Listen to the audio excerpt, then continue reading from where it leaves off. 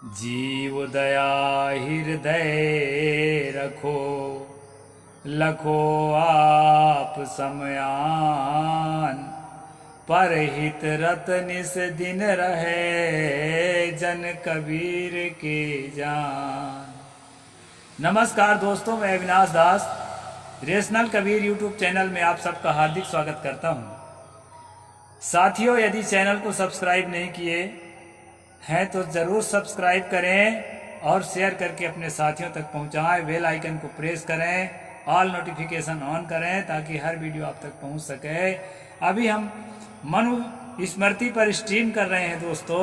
हर रोज़ मैं आपको पढ़ के सुनाता हूं और मर्म की बात जो है, आप मनु स्मृति के नाम तो खूब चलता है लेकिन मर्म की बात नहीं जानते, उसको मैं अवगत कराता रहता हूं।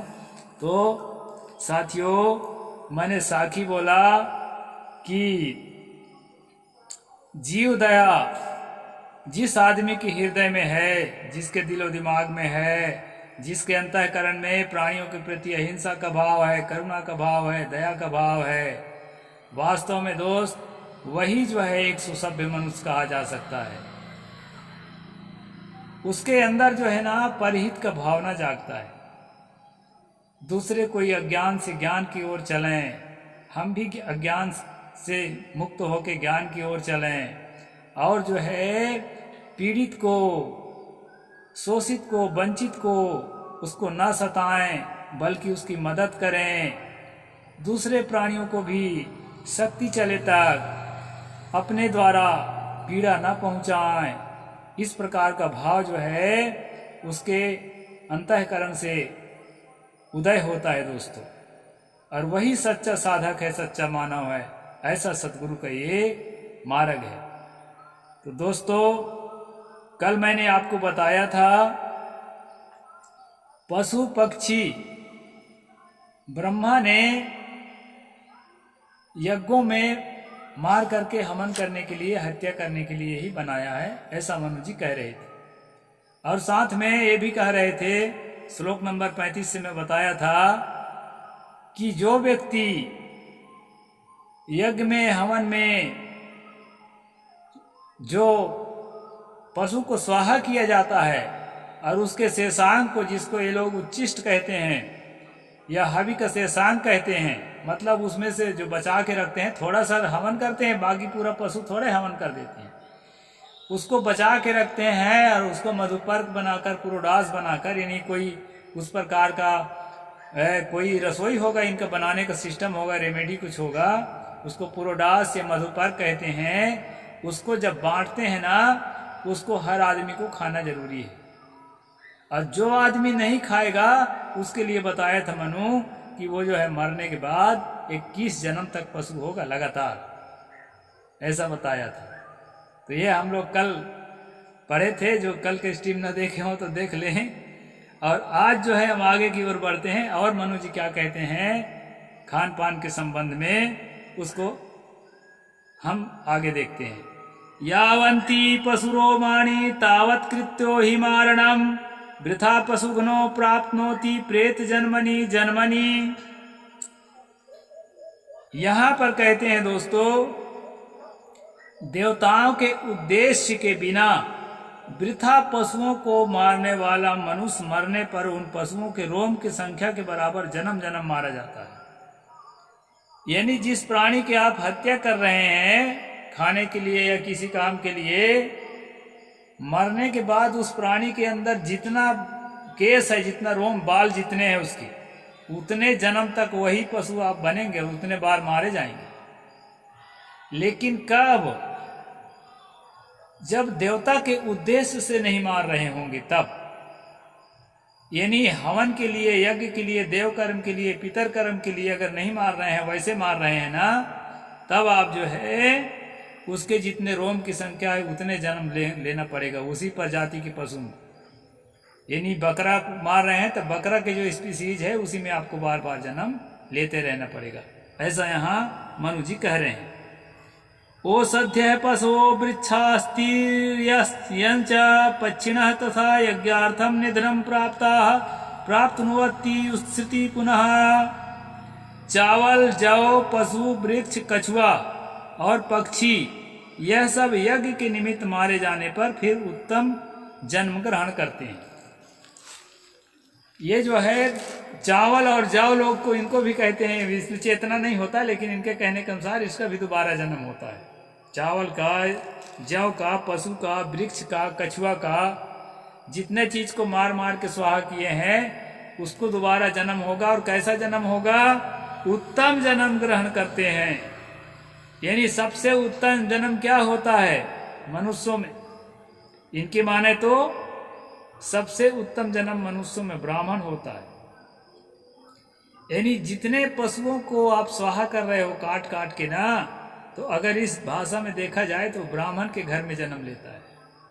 यानी जितने ब्राह्मण आपको दिखाई पड़ रहे हैं ये लोग पहले जन्म में पशु थे, इनको जो है स्वाहा किया गया था यज्ञों में, इसलिए ब्राह्मण का जन्म पा गए। इसके सिद्धांत के अनुसार भाई मैं ये सब चीज़ों को नहीं मानता, मैं एक रेशनल इंसान हूँ, लेकिन जो लिखा है उसके आधार पर मैं बता रहा हूँ। मधुपर्के चा यज्ञे चा पितृदैवत कर्मणि अत्रैव पशवो हिंसा नान्यत्र ब्रवीन मनु। यहाँ पर मनु कहते हैं कि मधुपर्क के लिए ज्योतिष्टोम आदि यज्ञ, पितर कर्म और देव कर्म, इन्हीं में पशु हिंसा करना चाहिए, अन्यत्र पशु हिंसा नहीं करना चाहिए। दोस्तों अभी हम यहाँ पर देखे थे कि ये जो है इन कर्मों में जो हिंसा किया जाता है उसको हिंसा नहीं अहिंसा माना गया है इसके अनुसार। आगे कहते हैं स्वस्थेषु पशून हिंसेत दत्तत्वार्थ विद द्विजः आत्मनं चा पशुं चैव गमयत्युत्तमागतिम। पूर्वोक्त कर्मों में पशु की हिंसा करने वाला वेदज्ञ ब्राह्मण अपने को और उस पशु को उत्तम गति प्राप्त कराता है, यानी मुक्ति को पा जाते हैं, भगवान के दरबार में पहुंच जाते हैं। वो हत्या करने वाला ब्राह्मण और जिसकी हत्या की गई है वो पशु, वो दोनों वैकुंठ धाम में चले जाते हैं, उत्तम गति को प्राप्त करते हैं। ये यहाँ मनु जी कह रहे हैं। ग्रहे गुरावरण्ये वा निवसन्यात्मा द्विजः नावदाविताम हिंसामाद्यपि समाचरेत। कर्मनिष्ठ द्विज ग्रह में, गुरुकुल में या वन में, ब्रह्मचर्य आश्रम में या गृहस्थ आश्रम में या वानप्रस्थ आश्रम में रहकर आपत्ति में भी वेद विरुद्ध हिंसा ना करे। यहाँ पर दोस्तों ये बताया है मनु जी कि जो वेद के विरुद्ध हत्या है, मैं पहले बताते आया हूं कि जो मंत्र पढ़ के, मंत्रों से अभिमंत्रित करके पशु को जो काटा जाता है उसमें जो है छापा उपा लगा के चंदन उंदन पट्टा उट्टा बांधते हैं गले में। यहाँ गंगरेल में कभी आप आइए तो दिखाऊंगा मैं कैसा करते हैं। गंगरेल डैम के बगल में देवी है, इसमें ये सब कुछ होता रहता है, तो और भी कई जगह होता है।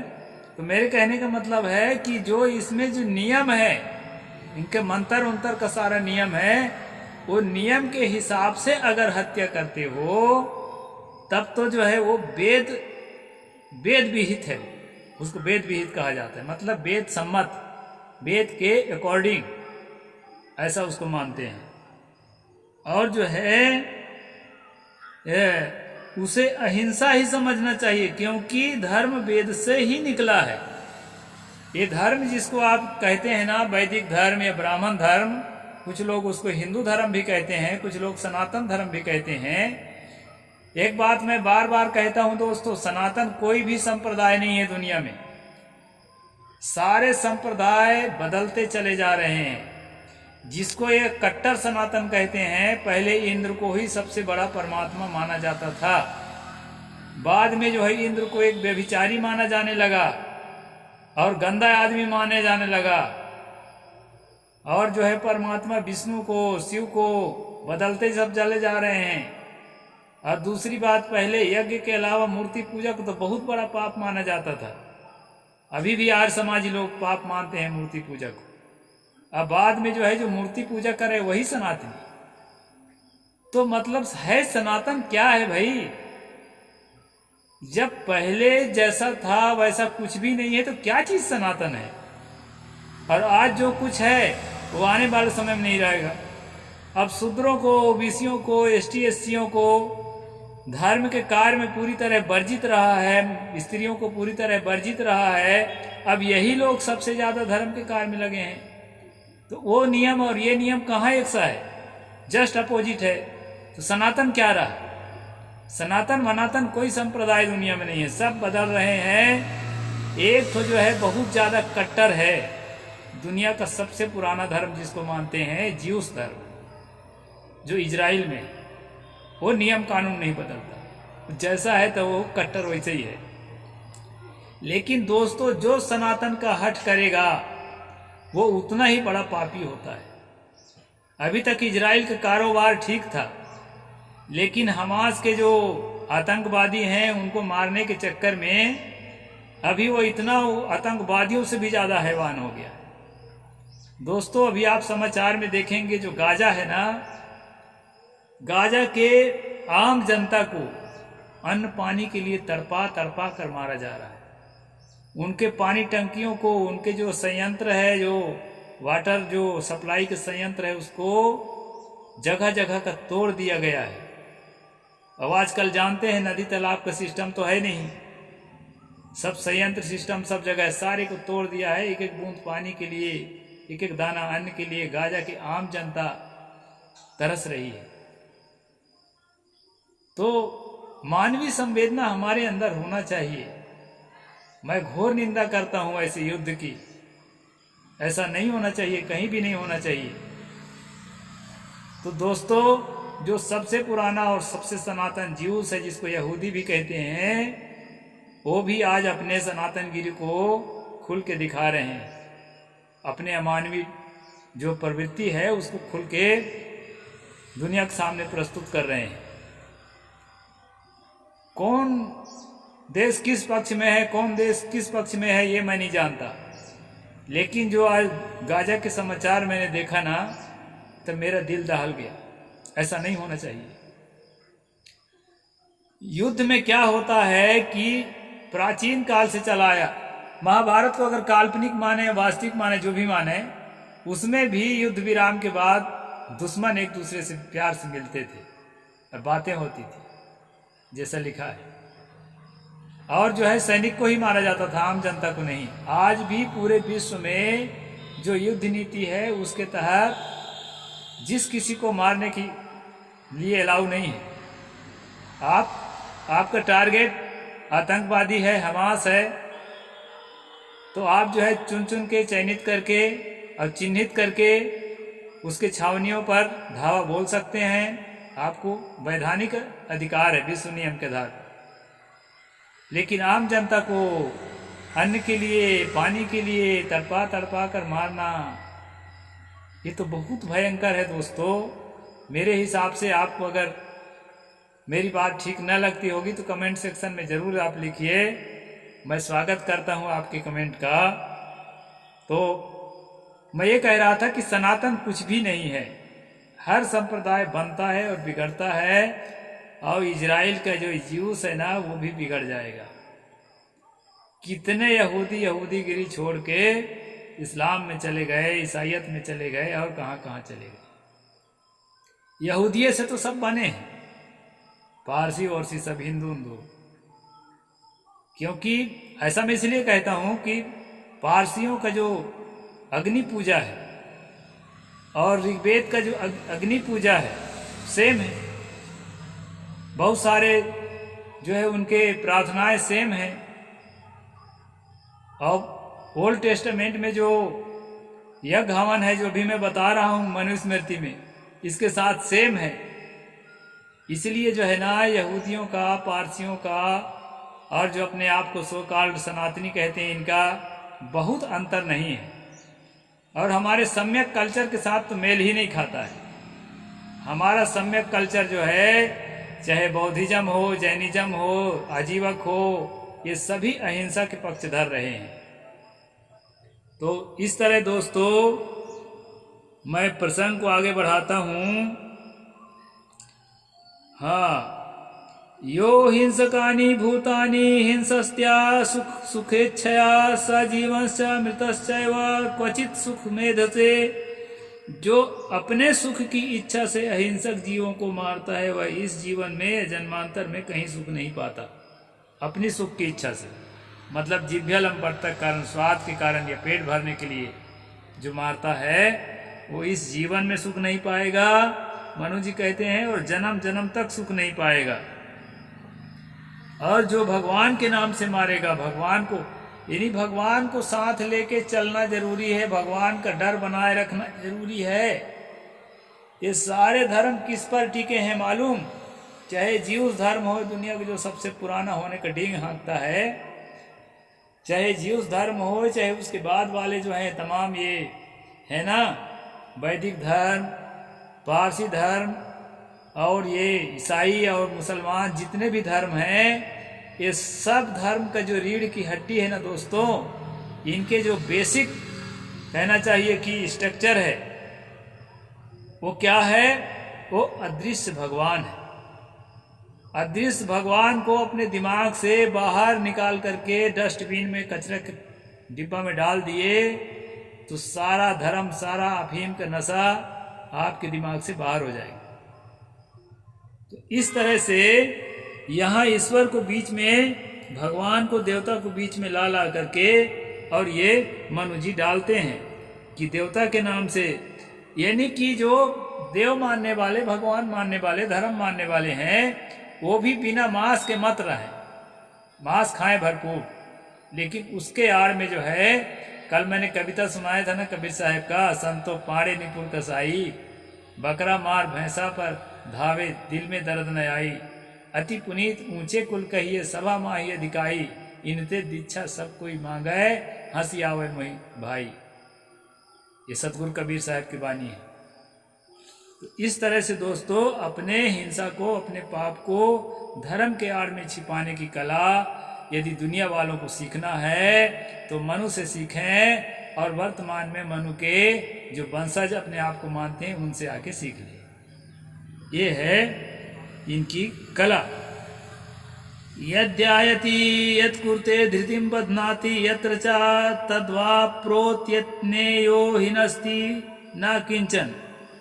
जो किसी जीव को दुख नहीं देता वह जिस धर्म को मन से चाहता है, जो कर्म करता है, जिस पदार्थ को चाहता है, वह उसे अनायास प्राप्त होता है। यहाँ पर कहा है, इस बात में अगर ईश्वर को हटा दें दोस्तों तो ये वाला लाइन जो है ठीक है, इसमें कोई इस तरह की बात नहीं है। ईश्वर को भर हटाना पड़ेगा, ईश्वर को हटाए ना तो ये फिर अच्छा है, फिर ये रेशनल है। जो किसी जीव को दुख नहीं देता, वह जिस धर्म को मन से चाहता है, जो कर्म करता है, जिस पदार्थ को चाहता है, उसे अनायास प्राप्त होता है। ये प्राप्त होना ना होना अलग चीज़ है, यहाँ पर अंधविश्वास आ जाता है। हम मेहनत करेंगे, सफलता कभी मिलती है कभी नहीं मिलती है, लगन से लगे रहेंगे, अनेक बाधाएं आती हैं, तब जाके सफलता मिलती है। तो दोस्तों यहाँ पर जो है मैं एक आध श्लोक और ले जाता हूँ। ना कृत्वा प्राणिना हिंसा मासमुत्पद्यते क्वचित न च प्राणिवधा स्वस्थ स्वविवर्जयेत। जीवों की हिंसा बिना किए कभी मांस उत्पन्न नहीं हो सकता। हाँ ये बात सही है, जीव को मारोगे तभी तो मांस मिलेगा। पशुओं का वध करना स्वर्ग प्राप्त्यार्थ नहीं होता, इसलिए मांस खाना छोड़ देना चाहिए। ये तो अच्छी बात लिखा है। अगर इसी तर्ज में और बातों को भी लिख दे मनु ना, तब तो जय जयकार होने लगे। हमारे रेशनल लोग भी अपने मनु को बहुत बढ़िया मानने लगेंगे। इस प्रकार के दोस्तों ये उलट पलट जो है मनु की वाणी रहा करती है। तो क्या करते हैं मनु के चेले लोग, भागवत के कथा कहने वाले, रामायण के कथा कहने वाले क्या करते हैं मालूम? ये कुछ श्लोकों को चुन लेते हैं, सही में कुछ श्लोक ऐसे हैं, उनको चुन लेते हैं और चुनकर क्या करते हैं, देखो मनु को लोग ये क्या कहते हैं, ये बौद्धिस्ट लोग और ये कबीरपंथी लोग मनु को बदनाम करते फिरते हैं। देखो कितना अच्छा रहा मनु, अच्छी अच्छी बात लिखा है।